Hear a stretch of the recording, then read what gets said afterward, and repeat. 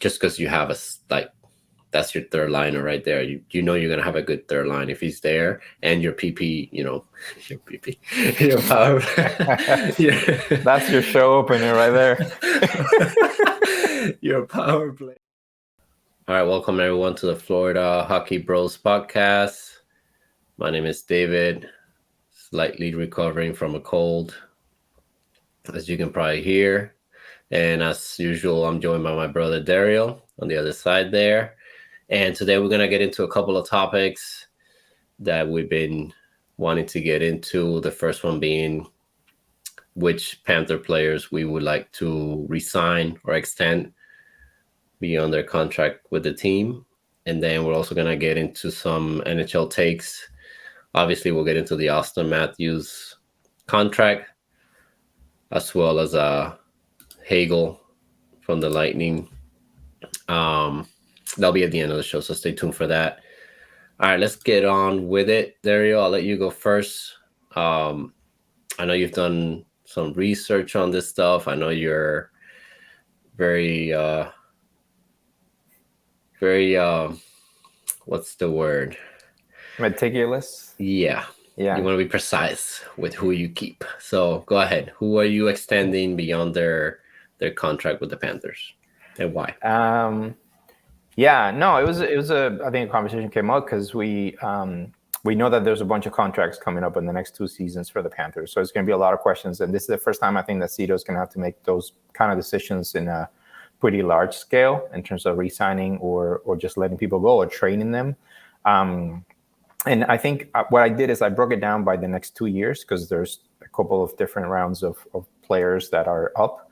Some of them this year, the last season, so I'll start there. I think we know that Sam Reinhart is going to be a UFA after this season. We know Nick Cousins as well. I'm not going to get into the new signings because I feel those guys might be rentals, but if we decide to keep anybody, we'll do that. And, there's Cousins and Lundberg in addition to Reinhart. And then on defense, there is Forsling and there is Montour. So those are kind of the guys that Cito has to make a decision on this season. And for me personally, and this, when it comes to the forwards, I've always had a hard time becoming a Sam Reinhart fan for some reason. I don't know what it is. I know that he's an incredibly smart player, and Maurice talked about that he's super smart.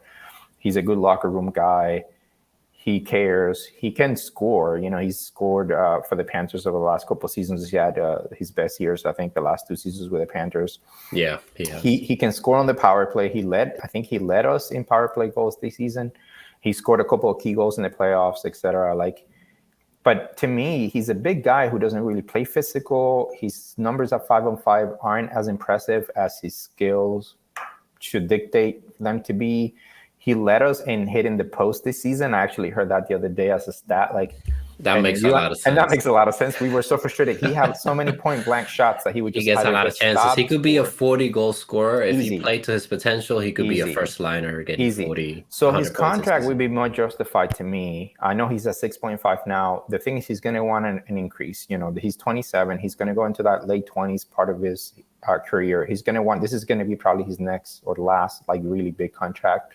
So he's going to want a lot of money, and he's going to command it because he does have the skill. He can play center. He can play wing.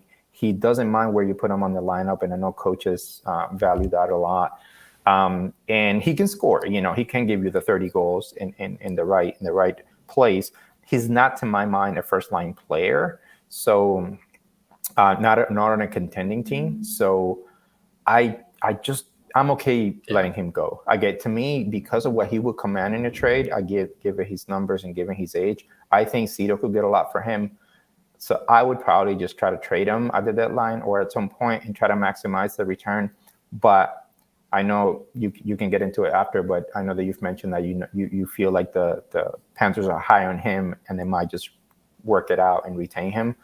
Not the worst thing, but I just wouldn't give him a big increase in pay. I just don't think that he gives you enough to justify a high salary. And then the other guy that I would, and this is hard for me to say because I love him as a player, but I think Montour is the other guy that would probably make the most sense to trade. He's 29, had this shoulder issue now. Those can be recurring. I know he's a physical guy. He's a strong guy. He's a super talented, fast skater. He had this one breakout year, and it's hard to know, like, because of his skill, I don't think it's necessarily an anomaly of a year, but I see a 70 points guy every season. I don't know. No, I don't think he is. Yeah. So, and in the playoffs, he had some great series, but then toward the end, he faded. So I just, and he can be out of position and he can make mistakes on defense and stuff. So, is he a number one guy? I don't think so. I think if you have him as like your third guy, you're like in really good shape.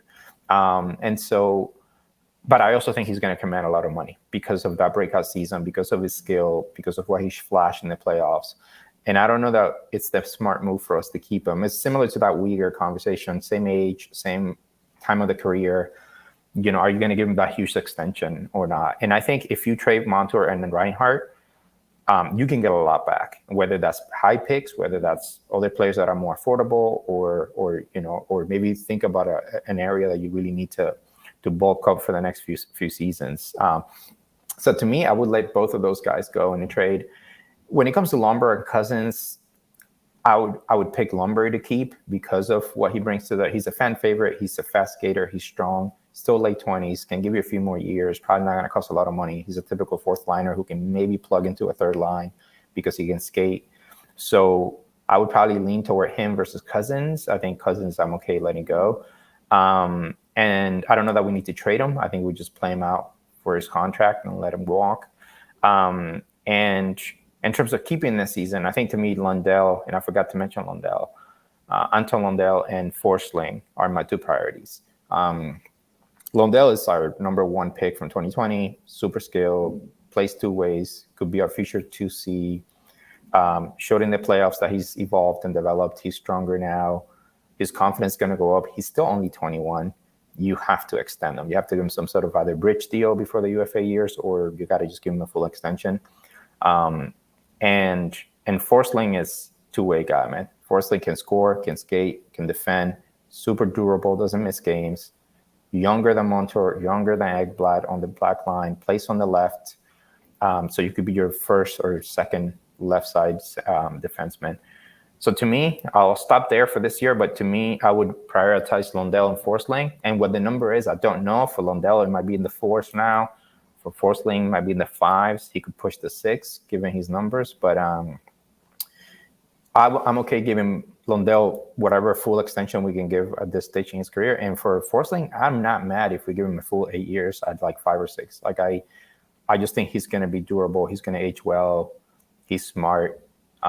He's reliable in the playoffs. That to me, that's the thing. He translates to the playoffs. He can be very reliable and very durable. And he can sneaky. He's a sneaky scorer and skater. So, and he'll be cheaper than Montour. So anyway, to me, those are the two for this year. I don't know how you feel. Yeah, I'm with you on Montour. I think it's just because of his age.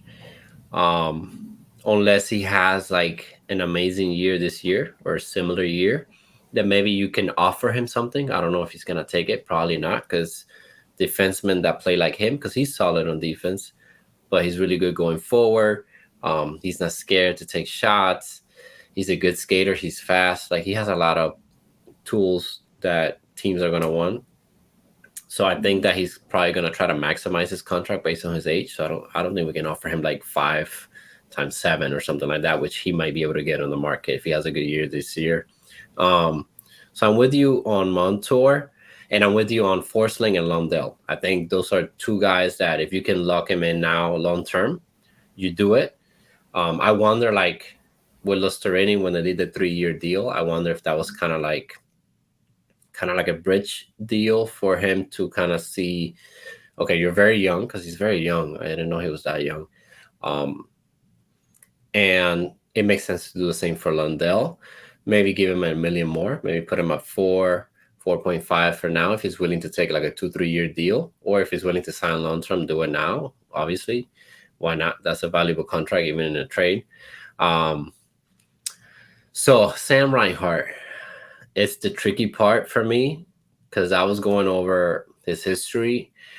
He's a very, very consistent player in terms of goals and assists and points. I think it's 7 seasons now where he scored over 20 goals. Since he got into the league, he only had one down year, which was 17 goals. His assists are always around 20, 30. So he's one of those like 50-point guys, which if you have him in your third line like we do, is perfect. The issue with Reinhart is the money. If you can fit in the money, I think it makes sense because you know you're going to get your 20 to 30 goals from him every year of that contract. You should. But the question is, what are you sacrificing in order to keep him? And you don't want to sacrifice Forsling, Lundell, players that are coming up, prospects that we have coming up that you might want to sign long term in the next 3 to 4 years. So that's the tricky part for me. I agree with you. I don't love him, especially at that price. And the eye test is just not there. Like if you watch him play, there's just nothing that jumps out at you other than the power play goals. But you need that. You need to score those power play goals. But I don't know. That's the only one that I'm iffy on. For the right money, I think I would. If he's willing to take 7 to 7.5 for, either 5 to 8 years, I would do it. Just because you have that's your third liner right there. You know you're gonna have a good third line if he's there, and your PP, your PP, your power. That's your show opener right there. Your power play is going to score. Your PP1 is going to score. Yeah, I agree with everything and everyone that you want to resign. Those are the deals that I would do right now. Because the players that I have chosen to resign, you don't have to do that. Well, but can I break down real quick with Reinhart? This is the issue. I mean, he does bring more than just the power play goals. He's a solid defender. He can play on the penalty kill. They play him a lot at the end of games when the other team has a man up, when the Panthers are up by a goal or whatever, because he's a smart guy. He can bridge the gaps and then get the puck out and stuff. He's a smart guy. So there's value in that. I always think that there's value in the locker room. There's value in somebody who's incredibly smart, maybe coach up some of the younger players, stuff like that. My issue is at 7.5, 7, 8, that's not a third line salary, even with the cap going up. That's too expensive. Like the issue with Bob, we talked about, Bob being a goalie.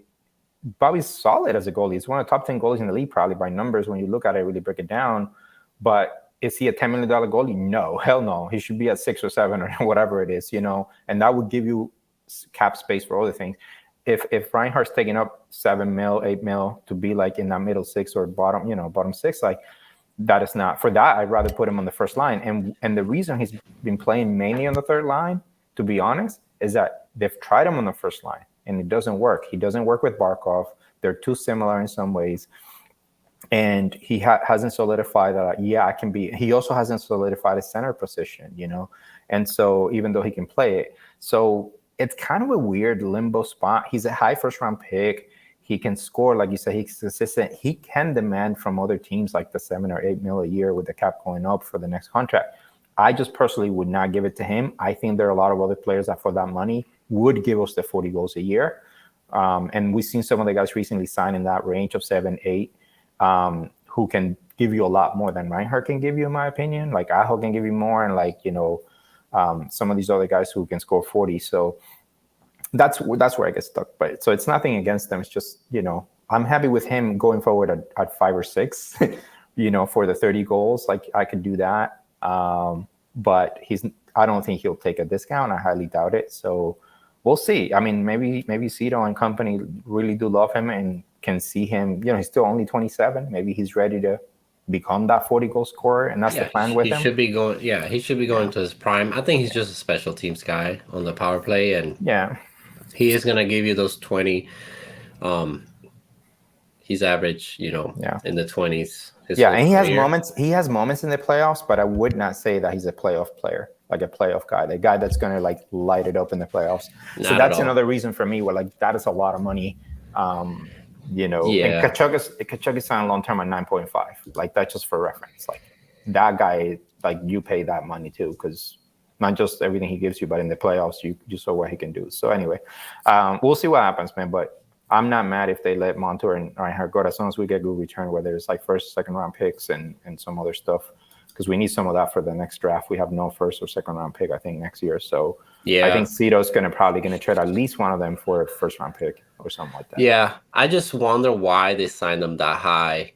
It was a 3-year deal when he came to the Panthers, but right away, 6.5 or whatever. I think Cito liked him, and I think he did the 30-some goals. Yeah, I think and it was only 3 years, and they maybe with the Huberdeau trade and stuff. You do. I mean, he did contribute. Like I'm not gonna say he wasn't worth the 6.5 right now, but at times during the season, I was like, oh man, we're giving 6.5 to this guy, and he's just not being consistent. He can't play on the first line. I don't know. He's just a weird spot, man. It's funny how I feel more confident about Luosterainen or some of these other guys who are not as good as he is, because he's better, but we're paying them 3, 4. Like I played Lundell 4.5. I'll pay 3 to Luosterainen for the third line. That's the third line salary. To me, if Reinhardt gets 7 or 8, first line, like you got to give me 40. So. Yeah, and I think he will, because I wasn't even aware of his stats like that. He's very consistent. Yeah. The only thing is his plus minus is always bad. Yeah. The only 2 years I had a plus was with the Panthers, and actually,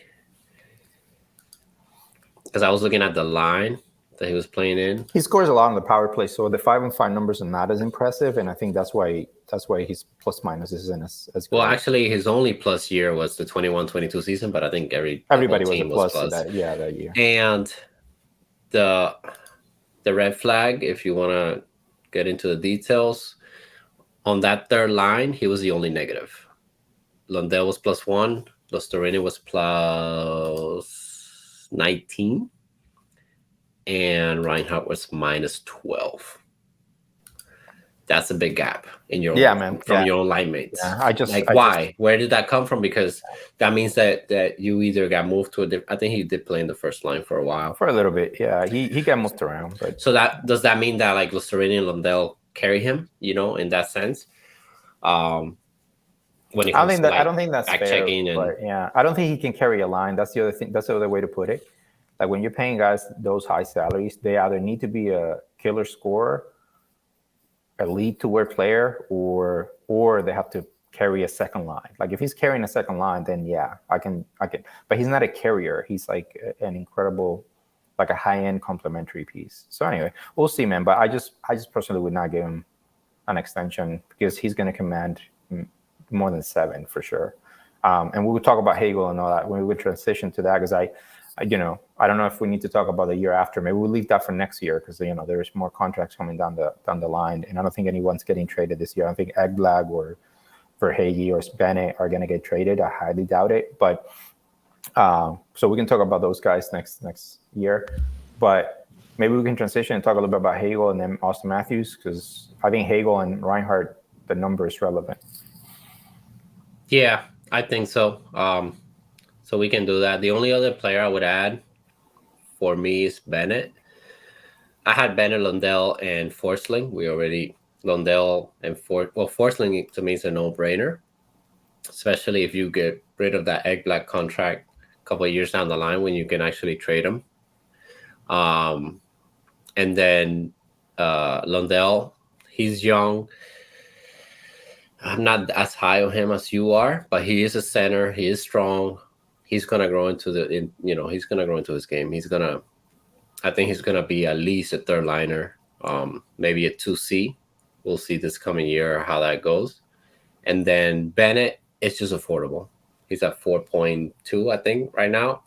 Yeah, no, you keep him for next year. I mean, he's a no-brainer. He's also a playoff guy. He's one of your main playoff guys. So I don't think Bennett you can trade. I think next season is. He has 2 more years. He does. Same as Verhaeghe. Yeah. All right. Sorry, so you keep those guys. But also, I'll say, man, I don't know if Ekblad is going to get traded, but that's a conversation for another day. So again, next season we're going to talk about Bennett, Verhaeghe, and Ekblad, because those are really interesting. Like to me, actually, it's harder for me to pick among those 3 guys. So, so we can chat about that next time. But but yeah, a lot of decisions for Cito, man. We'll see. It's gonna be a fascinating year. And if we stink, then it'll make it easier to trade some people. But if we're kind of in that competitive space, no, we I can't think he's gonna have a hard time, because what if do you want to trade Montour and not have him for the playoffs? Like that's gonna be hard. Well, that's what he's been doing, right? He kept Gudas, where I think he knew Gudas was Yeah, but gonna losing go. Montour, Gudas would have brought back. I think he even explored the trades, and there was nothing there worth it. But I think Montour would probably command a lot of a higher. It all depends on whether or no by then he knows if he's going to extend. Like if he knows that he's not going to extend Montour because it's too much money, or he's decided that the age is not right or whatever, he should trade him no matter what. Like you at the end of the day need to think long term. I don't think the Panthers are winning the cup this year, so I think you just have to take the loss. So anyway, that's why I think it's fascinating, because he's going to have about 4 different options and he's going to have to decide. And so we'll see. And who knows? Maybe the news of an extension for some of these guys come out in the next few weeks. So we'll see. Yeah, you never know. All right, let's transition now to some NHL takes. Everyone's talking about Auston Matthews, of course. For the most part, everyone has the same opinion, and then Leaf fans have their own opinion. And then Brandon Hagel, I know that you were talking about Reinhart and Hagel, how that comes into play. So why don't we start there? Why don't we start with Hagel and how that plays into someone like Reinhart, or just going forward? How do you pay those guys? Yeah, no, it's just brief, but yeah, I saw that it was 8 years, 6.5. Hagel's only 25, I think, from what I saw. So he's very young. I don't. Some people said that the contract felt a little bit high on the pay, because Hagel had a breakout season basically this past year with the 30 goals or whatever it was. Before that, he didn't really put up. It's not like Reinhart that's been doing it for a while, but he's younger. The Lightning obviously like him. They give up a lot to get him. They see him probably as that future middle six guy. 6.5 for 30 goals, not bad. He's scrappy. He plays hard in the playoffs. So I don't personally, for him, I don't think it's a terrible contract. What I think is, I think by getting the 6.5, which is the same number Reinhart's getting now, Reinhart's going to say, well, I want more going forward. If somebody like Hagel's getting 6.5, I've done what he's done a few times. I've been consistent. I have more high-end skill. I can do more than him. I'm more versatile, maybe bigger. And I want 7.5, 8, whatever, and that's not unreasonable for him to ask with the cap going up. So to me, when I saw the number, it wasn't so much about Hagel himself. I think it's a decent signing for the Lightning. They need those guys. They need to keep some of those young guys because their core is starting to get old. But I immediately just thought, ooh, that's Reinhardt's number. Reinhardt's going to ask for more. He's not going to sign for the same. There's no way, because I think you can objectively say he's better than Hagel. So he has a longer history of consistency. And he just is, man. He's a high first-round pick. He's played on high lines. He's shown for the Panthers that he can have. Like, he scored OT goals in the playoffs. He's giving you 30-some goals. He led us in power play goals. He hit a bunch of posts. He probably could get the 40-goal mark. I don't know if Hagel can get there, but anyway, like my first thought was just that. I was like, oof, this means that if we want to keep Reinhart, we're either going to have to pay up, or we're just going to have to let him go or trade him. So anyway, that's my thought on Hagel. Well, it depends, right? Because like the other thing is like it's 8 years, so that's not like a very high salary down the line. I get it. You don't just because the cap goes up doesn't mean that all that money gets allocated to that one contract. You have to split the $4 million that's going up next year or whatever into different contracts. You can't just give it to one guy, otherwise it defeats the purpose. But I think that if Reinhardt is basically, look, these are the comparables, this is what you should pay me, give me this raise, Cito can do the same. Well, you're third liner, we've tried you on the first line, didn't really work out, so I can't pay you like a first liner and have you on the third line with Lundell, Lusteranian, or whoever. I don't know. It's tricky. Like I said, it's the same salary, basically the same AAV. So we'll see how Reinhardt looks at that. And it comes down to like wanting to stay in Florida or not, family, tax breaks. Like, there's like sometimes you do take a discount just to stay in that team, maybe a little bit less pressure. But who knows? Every player is different, and they have the right to decide what is best for them. Yeah, Anyway, Florida ain't so bad when you're rich. exactly. So anyway, I think I'm fascinated to see what the Reinhardt situation is compared to having seen what Hagel There you go. got. Yeah. That's good for him. So, all right, let's go on. Let's move on to Auston Matthews. Your boy, Oh man, Auston. it's so funny because part of me remember there was a moment I think earlier last season where I was telling you like dreaming of like is Pasternak and Matthews going to be free agents? Maybe they won't want to stay where they're at, and like the Panthers can maybe try to get one of the guys to play with Barker. Yeah, because I was doing the math. I was like, we could get rid of Bob, and we can, even if we retain salary, we can maybe move Ekblad or whatever, and even or Reinhardt, and take that money off the. So anyway, it was so funny how in my mind I was like thinking that not necessarily that it was a possibility, but just you're dreaming of what the big names are. And then, of course, they all end up signing and stuff. But with Matthews, what I find fascinating is that I understand that he's an American-born player, that keeping those guys in Canada is generally hard to do. It just is. So you're going to have to both pay up and be more flexible with whatever he wants. Dubas also set up the team pretty poorly, in my opinion, when it came to those contracts because he set the precedent. And once you have a precedent, you're screwed. So I don't even know if Marner is going to do the same as for 4 or 5 years or what. So to me, from the outside, what's fascinating about it is still a pretty high level contract. And he's one of the top like 4 or 5 players in the league. So he's going to be up there with the contracts. And the thing is, it's only 4 years. And I know it's 5 with this year included. So it's not like that contract's going to age super well quickly. I mean, maybe the last year, maybe the last 2 years, that's still a lot of money. You're going to have to, if you gave that to him, Marner's going to want an increase because he produces at the very least. I mean, he produces actually more points than on average, I think, than Matthews, and gives you that playmaking that Matthews is a great playmaker, but not at the level of Marner. Doesn't get as many assists. And so you're going to have to increase his pay. And then, of course, the Nylander question, which that's a separate conversation, but I'm fascinated by whether or not they're going to, even if they give him $9 million, I think that's still a lot of money for Nylander as a third guy with everything else and all the other gaps they have. And then even with the people talk about, Tavares is going to come off in 2 years. And I'm like, you're going to lose quite possibly the best second line center in the league. He's a point per game guy. I know he's slow and shit, but you're losing 80 points a season, 90 points a season, veteran leadership center, who can take faceoffs or whatever. How do you replace that, And so, again, it's not just the money. It's like, can you replace a guy like him? And so to me, it's just going to be interesting with the Matthews contract for only 4 years, what that's going to do to Marner, what that's going to do now with Nylander and the money he's going to want, how that doesn't give a ton of flexibility. I mean, I know some people see it as like a bit of a pay cut, but I'm like, if he had asked for 14 or 15, I'm sorry, but that's a little bit ridiculous. I also, this is the other thing that gets me not mad, but like frustrates me about the conversation around him. Everybody's like, he's a 60-goal scorer. I'm like, yeah, once, and which, he could do it again, of course, but more often than not, he's been a 40-goal scorer. He scores more goals than assists. He's not a super high point. He's not a 100-point per season player. He's not Sidney Crosby.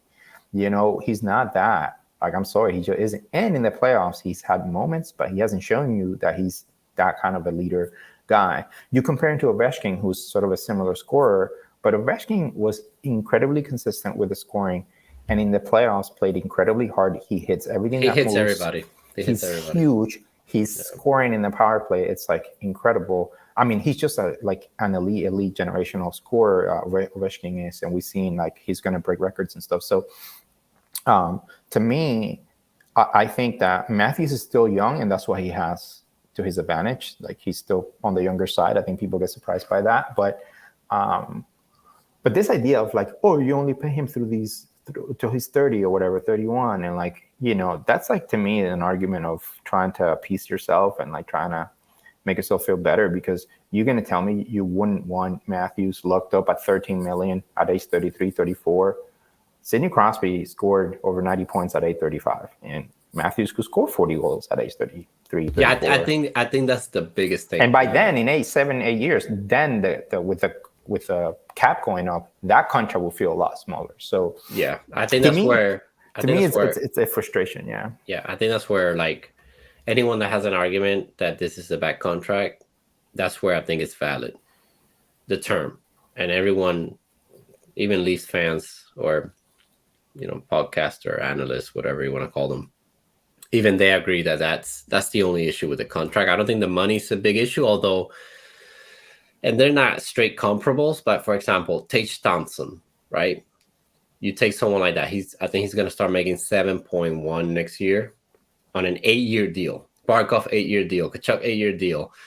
Hagel 8-year deal. Vasilevsky, all the players that you can name, all the stars, the main guys, the 1 and 2s of every team, for the most part, if they sign long term, they sign 8 years just to lock it in, and they're committed to that organization. I think that's the difference. I don't even know if it's a money move for Matthews. I think it's just more of let's see how it goes, and then maybe I make a move, because I don't know if he wants to be in Toronto. I mean, I don't get the whole Toronto thing, Canada thing, because a lot of players are signing 8-year deals. I forgot the name of the guy for the Canadians, the young guy that just signed for the Canadians. He signed a long-term deal, and like David, and it just doesn't make sense to me that he only wanted the 3 years, and apparently they wanted 5. And then they met in the middle and all that BS, whatever. It's literally 5 years, because he's still signed through next year, through this season. But I think that's where you can see the red flags if you're Treliving or just the organization. And maybe, I know you can't trade him. You keep a guy like that. I told you that before, but maybe you explore that and see what that would give you in return. I just don't think the Leafs are ready to. I think they believe that they can maybe get there in the next 2 to 3 years with the guys that they have. Yeah, and I think they're prioritizing the regular season still, to my mind, with these contracts and these players. Like they don't. I think they're terrified of trading. Even Nylander, I'll believe that they'll trade Nylander when I see it. I think they're gonna. If you asked me to bet, I would say that they're gonna extend them. I just think that they know that gets people excited. They know that core is talented, and they are. And yeah, you can keep hoping that they'll break through, and maybe they will. But from everything you've seen, I have to say, if you tell me out of all the elite teams in the playoffs to face, that's the one I'm picking, because they are vulnerable at the back. They're vulnerable with the goalie position. Their stars are not physical guys at all. I'm not afraid of them. I'm not intimidated by them. Yeah, they're skilled, but if you can hit them, you can keep them to the outside. You can let your goalie see the shots. They're going to have a hell of a series to get through. And I just don't see that happening. And they've been healthy, at times, and at times not. I know Tavares is missed in the playoffs, but so to me, the way that they looked like in the Panthers, after everything that they're supposed to have learned and known, and adding all these veteran guys, and they were supposed to be more physical, and that wasn't nearly enough. And they've lost all those guys now. Shen's not there, Cherry's not there, O'Reilly's not there, and they've replaced them with really skilled players, kind of middle six guys, but they're knuckleheads, and Klingberg is a turnstile on defense. So to me, it's just, I don't see the team construction. I don't see the commitment to that. I don't think Treliving is prioritizing that. Maybe it's coming from Shanahan, but I think they still want to keep their core. They're terrified of all of a sudden, they're terrified of doing what the Panthers did and taking a risk. It could have not worked out, for the Panthers, but maybe long term it's better for the culture and the winning. And if you ask me to bet right now, even though it's crazy to say, and I'm a homer, I think the Panthers have more of a chance of winning a cup in the next 5 years than the Leafs. And the main reason for that is not the players, because they obviously have the more top-hand talent, is that if Barco takes a step and he's healthier, and you see how Ekblad play hard and how play a lot better defense in the playoffs, and you have a really good young core, and you see Kachuk and what he can bring you in the playoffs, and Bennett and all these guys, I could see the Panthers going on another run and breaking through if they add a couple more weapons that can score and give you a little bit more skill. If we had a little bit more depth, I think we would have swept the Leafs easily. So I think it's just a matter of not understanding what the plan is, and so Matthews' contract is just part of that process in that context of it's not great leadership. It's not a great message for your team. To sign for so short. I think he either is going to want out or get another massive contract in 4 or 5 years if they haven't. Yeah, and I think hockey's different in this sense. Like most players buy in, and they buy in. McDavid, Draisaitl. I was talking about Cole Caulfield from the Canadians, who just signed 8 years. Yeah. Everyone's just signing. I don't know why 8 years. Everyone signs for 8 or 7, whatever the max is. That's basically 2/3 of your career. So it just makes sense. Like, why not? Why not them? They're all signing short terms. They all want a lot of money. I don't know if you can win with 4 forwards making 10 plus if you resign Nylander for what he wants, that's what he wants. But yeah, I don't know where they go from here. Next year's going to be interesting. And to your point about what they lost, I heard Shen, I don't know if you mentioned it, Shen and Ashari led all players in the first round of the playoffs in hits. Yeah. So they lost physical. That. Yeah, and O'Reilly was a good scorer for them, a good two-way guy, smart player, a cup winner, good leader. And replacing that is difficult. And I think we'll see, man. But I just, the Matthews contract is just a curious thing because of the term and because he's still getting paid a ton. And I just, I know he's a huge 5-on-5 scorer and all that. I'm not minimizing any of that. Those guys are expensive and they're worth it. But is he in the playoffs like an elite two-way player? Is he a guy is he the best face-off guy in the league? Is he going to get a ton of assists? If he's struggling with the scoring, can he set up a bunch of other guys? He's not that guy. Like, look at his assist numbers. And I would rather have Barkov and Ever Rodriguez for the same money. It just gives you more depth and more in the playoffs. Like it gives you more. So anyway, we'll see, man. But yeah, it's just fascinating. All right, we'll wrap it up there. This is the Hate the Leafs podcast. It's too easy, man. They're always saying, "Oh, everybody hates the Leafs," and I'm like, I actually don't hate the Leafs. I don't hate the team. Their fans are very obnoxious. The salary cap is holding back the organization. No, and listen, we have the money. Oh, the cap's gonna go up, and I'm like, you do know that the cap goes up for everybody, and that other teams will have more money because they're paying their stars a lot less. And though they're gonna get and they're in warmer weather and they don't have taxes on them. And so they're going to be able to pay a lot of the free agents, that you guys can't. So anyway, if you have 3 or 4 guys that you're paying max money to, you're basically going to have to scrap for everything else all the time. And so it's not a good team structure. Anyway, that's the whole point. It's like Tampa and Carolina and Vegas, like the roster built was depth. You built for depth, even Colorado, So, and now Colorado gave out a few contracts and look, they don't have as much depth. It's just hard, man. So we'll see. All right, we'll wrap it up there. Stay tuned. Don't forget to hit like and subscribe. We're going to get into a season preview on our next video. So stay tuned for that, and we'll see you around, guys.